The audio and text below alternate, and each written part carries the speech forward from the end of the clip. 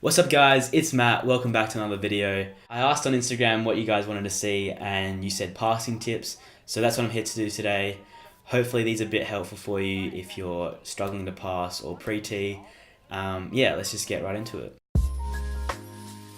So before I begin, I just wanted to clarify that these are in no way a set of rules that you must follow to pass. Present however you want, you don't have to present masculine to be trans. Do whatever makes you feel comfortable. These are just purely, if you're trying to pass masculine, these might be some good ideas. So starting off from your head is your hair. So people's hair have traditionally been one of the most identifiable characteristics of gender, or at least gender expression for centuries. Like you look back and men have always had short hair, women have always had long hair. That's just how it's been. Times are changing now, of course, and that's great, but if you want to pass, short hair is probably the way to go. I've tried growing out my hair even when I've been on tee, and my ability to pass has gone significantly downhill. Definitely try and get the short hair if you want to pass. If that's not really an option for you, hats and beanies are your best bet. Just hide your hair in there. So yeah, if you are going to go get your hair cut, I highly recommend going to an actual barber rather than just a normal hairdresser, because they are specialised in cutting men's hair, so they won't give you that lesbian cut that a lot of trans guys have gone through, I'm sure. No, God! No, God, please, no! No! No! No! Yeah, they will make sure you get a styled men's cut rather than just a woman's cut that's short. Also recommend bringing in a picture of what you want done. This will make sure that you get something that's as similar as it can be to what you want. I know that I've gone into hairdressers and just asked for short back and sides, and you come out with something completely different to what you wanted. So bring a reference image. Yeah. Moving down to your torso. So yeah, binding obviously is going to make you pass 100 times better, because that's one thing that a lot of people look at when they think, oh, is this a girl or a boy? That's what they're going to look for. But bind safely, please, please, please bind safely.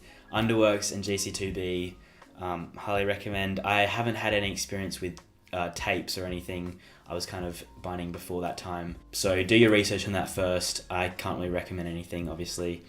But yeah, please bind safely. For like t-shirts and what you're gonna wear on top, I recommend something a little bit baggy so you have a little bit of room so it doesn't cling to your chest. But don't go too overboard or you're gonna look like you're drowning in your clothes and you're gonna look a lot smaller than you actually are. And looking small is a big thing for trans guys, I know. I wore a lot of these kind of shirts when I was binding.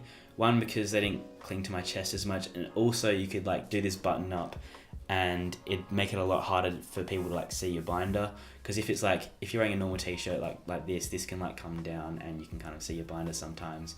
But yeah, if you can do all these buttons up, you can hide as much as you want or as little as you want, really.